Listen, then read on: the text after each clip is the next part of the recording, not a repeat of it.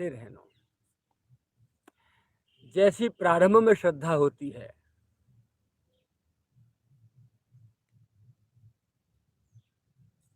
जैसी शुरुआत में श्रद्धा होती है,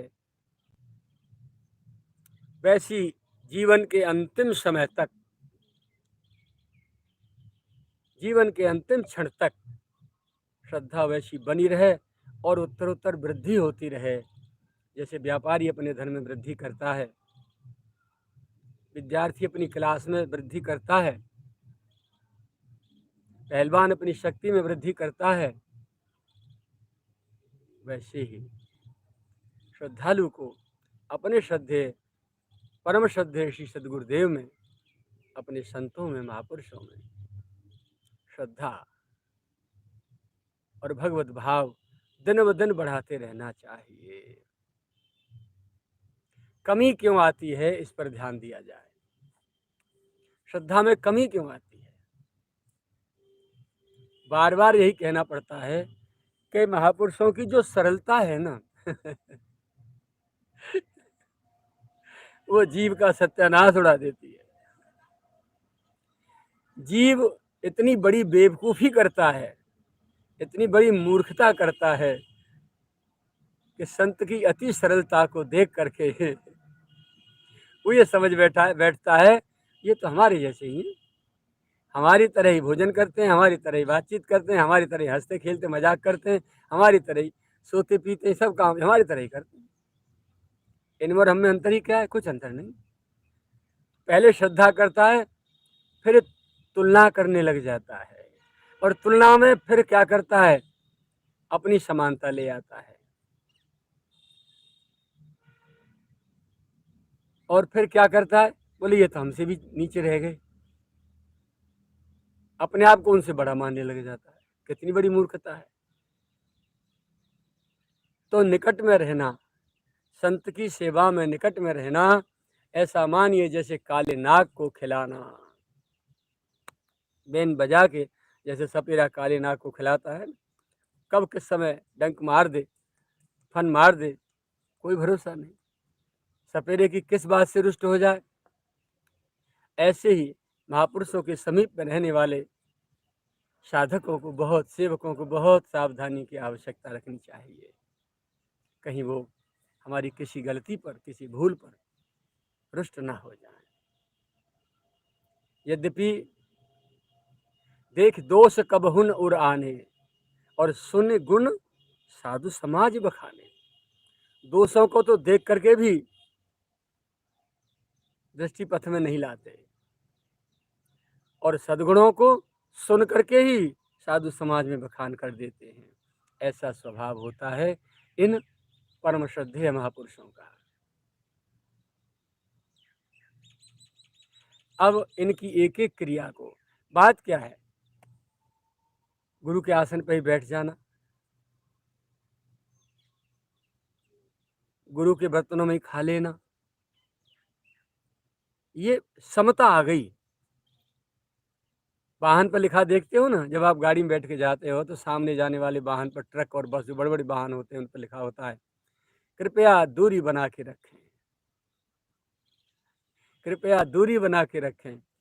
क्योंकि अचानक सामने वाले से, कि सामने कोई दिक्कत आ जाए और वो ब्रेक मार दे और आप भिड़ के चल रहे हैं, तो घुस जाएंगे नहीं, उसमें एक्सीडेंट हो जाएगा। ऐसे ही असावधान ड्राइवर ऐसे ही एक्सीडेंट के शिकार होते हैं।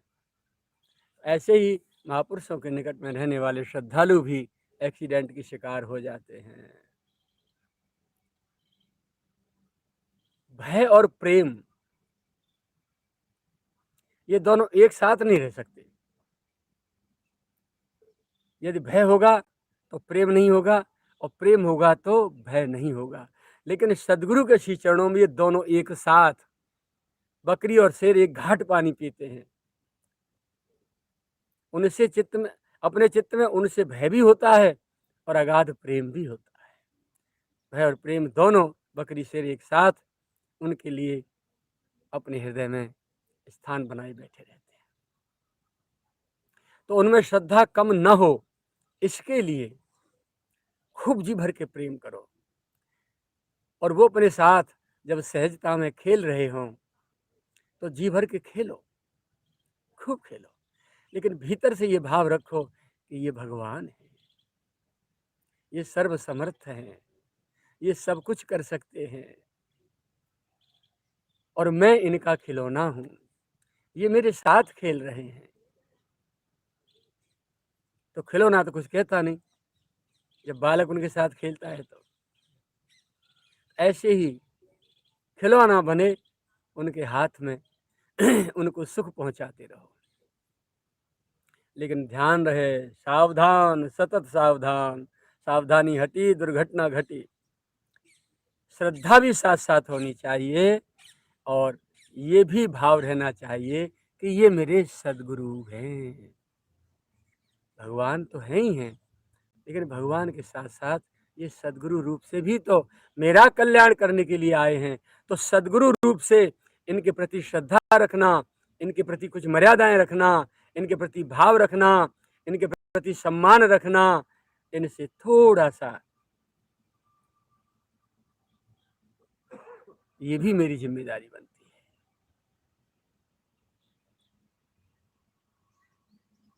तो प्रेम भी पूरा और श्रद्धा भी पूरी, भाव भी पूरा और भीतर से श्रद्धा भाव के साथ साथ थोड़ी सी बचाव भी रखे हृदय में। ये सद्गुरु है।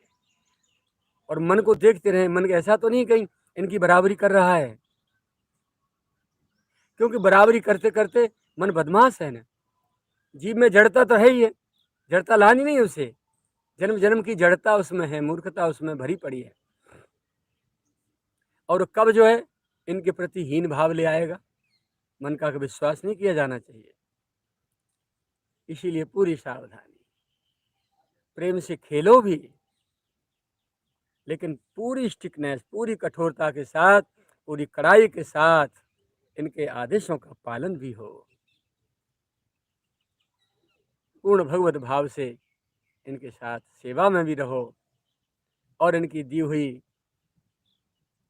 साधना को भी पूरी सत्यता, पूरी तत्परता, पूरी लगन, पूरी ईमानदारी, पूरी निष्कामता, पूरे भाव, पूरे विश्वास के साथ भी करते चलो। फिर देखो करोड़ों जन्मों में जो मंजिल तय नहीं हुई होगी वो क्षण और पलों में तय हो जाएगी। शास्त्रों में जो आपने कभी पढ़ा या सुना होगा किसी के मुख से, वो स्थिति, वो दशा अपने आप में आप महसूस कर रहे होगे, अनुभव कर रहे होगे। एक्सीडेंट न हो जाए इश्क के लिए, प्रेम भी पूरा, श्रद्धा भी पूरी, भाव भी पूरा और दूरी भी पूरी, मर्यादा की थोड़ी दीवार भी मन में, विनम्र भाव भी। और मन को देखते रहें कि कहीं बराबरी के भाव तो नहीं आ रहे, कहीं हीन भाव तो नहीं आ रहे, कहीं मनुष्य बुद्धि तो नहीं आ रही। ये मनुष्य हैं, यदि मनुष्य बुद्धि आती रहेगी तो फिर आप केवल भजन कर सकते हैं, भगवत प्रेमी नहीं बन सकते, भगवत साक्षात्कार नहीं कर सकते। यदि गुरु में आपका भगवत भाव न होकर के मनुष्य भाव है तो आपको भगवत भाव, भगवत प्राप्ति नहीं हो सकती। केवल भजन साधना आप कर सकते हैं, ये पक्की बात है। इसीलिए दिन ब दिन श्रद्धा बढ़ती रहे, उसके लिए इन बातों की विशेष सावधानी रखनी चाहिए। ऐसे सिद्धांत हैं अपने बाबा महाराज के। सावधानी हटी और दुर्घटना घटी, इसलिए पूरी तरह सावधान रहना चाहिए। दिन ब दिन अपनी श्रद्धा को बढ़ाते रहना चाहिए। आश्रय और आशय, कभी इनसे स्वार्थ से प्रेम नहीं करना चाहिए।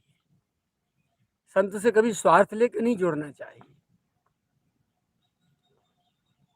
और हम तो ये कहते हैं कि पूरे संसार में किसी भी जड़ चेतन जीव मात्र से स्वार्थ से तो जुड़ना ही नहीं चाहिए। स्वार्थ से वो व्यक्ति जुड़ते हैं जो अपना उल्लू सीधा करना चाहते हैं, अपने को चकाचक मस्ती में रखना चाहते हैं, भौतिक सुखों के जो इच्छुक होते हैं, अच्छे आश्रम, मकान, मठ मंदिर, अच्छी गाड़ियाँ, बंगला,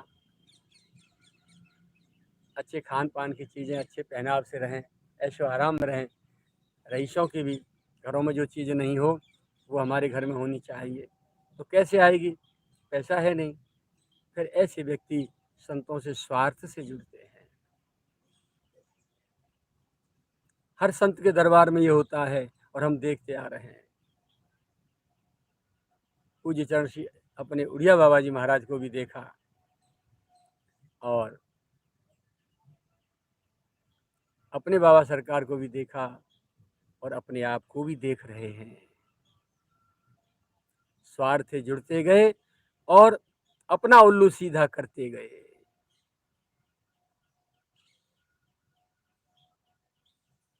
इतना पैसा लूट ले गए कि शायद कई बीघों में कई कई मंजिल आश्रम खड़े हो जाते। आज हमारे नाम पर एक लेटरिन बाथरूम भी नहीं है और हमारे निकट में रहने वाले लोग महलों में बैठे हैं। तो इस स्वार्थ से आए। संतों के पास यदि आत्म कल्याण की वस्तु आप नहीं ले पाए, वही कांच के ढेर बटोर के ले गए, तो ये आपकी जड़ता, आपकी मूर्खता और जन्म जन्म के लिए संतों से दूरी, परमात्मा का कोप और नरक की यातना आपके खाते में सुरक्षित हो चुकी है। इसलिए स्वार्थ से नहीं, निस्वार्थ भाव से, निष्काम भाव से। प्रेम जो शब्द है ना, वो निष्कामता के साथ ही होता है और सकामता के साथ जो होता है वो तो स्वार्थ होता है, प्रेम नहीं होता। तो अपने शरीर और संसार को अपने प्रारब्ध पर छोड़ दीजिए। अब तक जो मिलता आया मिलता चला जाएगा, छूटता है छूटता चला जाएगा, जो रहेगा रह जाएगा, जाएगा जाएगा, चला जाएगा। घी नहीं खाए हो, कुप्पाई बजाए हो, रबड़ी रसगुल्ला हैं, जलेबी रसमलाई नहीं खाई, छेना नहीं खाए, तो क्या है, चने खा के दिन बिता लिए। जीव के स्वाद की बात है, यहाँ तक है बस। जो भी है गले से उतरने के बाद तो सबकी एक ही सदगति, गति सदगति दुर्गति होती है, मल बनता है सबका। तो भौतिक सुखों की चाह लेकर कभी संत से नहीं जुड़ना चाहिए। यदि आप जुड़ेंगे तो आपकी श्रद्धा अवश्य टूटेगी, क्योंकि सुनार की दुकान पर सब्जी साग सब्जी नहीं मिलेंगे, चना मटर नहीं मिलेंगे। वहाँ तो हीरा मोती सोना चांदी ही बहुमूल्य रत्न ही मिलेंगे। ऐसे ही जो साक्षात्कार प्राप्त महापुरुष हैं, उनके श्री चरणों में तो केवल भगवत भक्ति, भगवत प्रेम और भगवत प्राप्ति ही होगी और इससे ज़्यादा आपको कोई अतिरिक्त कोई चीज़ वहाँ से प्राप्त नहीं होगी। और जब आपकी वस्तु, मनोवांछित वस्तु आपको प्राप्त नहीं होगी, तो आप संत में दोष देख देख करके उसकी निंदा आलोचना, उसकी बदनामी, उसका कभी चरित्र उछालेंगे, जाति उछालेंगे, क्या क्या नहीं डिग्रियां सर्टिफिकेट दे करके आपको वहाँ से हटना पड़ेगा। आप भग जाएंगे, आप रुक नहीं पाएंगे, चले जाएंगे। तुच्छ ईंट पत्थरों को, तुच्छ कौड़ियों के लिए संत का महद अपराध करके आप अपने नरक की सड़क तैयार करेंगे। और जिन संतानों के लिए आपने संतों के साथ छल करके धन इकट्ठा किया, संपत्ति इकट्ठी की है, वो संतानें ही आपको दुष्कर्म कर करके जन्म जन्मांतर के लिए नरक में ढकेलेंगी। परमात्मा का कोप तो होगा ही होगा संत के साथ छल करने के परिणाम स्वरूप, लेकिन संतानें भी तुम्हारी जूतों से पूजा करेंगी, फूल मालाओं से नहीं। कितने ऐसे इतिहास हैं, प्रमाणित हैं। मेरे सदगुरुदेव के भी सदगुरुदेव परम पूज्य श्री उड़िया बाबा जी महाराज के संपर्क में बहुत लोग आते थे। नाम नहीं लूँगा, नाम लेने से लोग जो है उनके जो स्वजन हैं, परिवारीजन हैं, उनको शायद बुरा लग जाए, लेकिन उदाहरण जरूर दूंगा आपको समझाने के लिए। परम श्रद्धेय दादा गुरुदेव श्री उड़िया बाबा जी महाराज जैसे महापुरुष के समीप में रह के भी जो व्यक्ति आत्म कल्याण नहीं प्राप्त कर सका, उससे बड़ा दुर्भागी और अभागा कौन हो सकता है।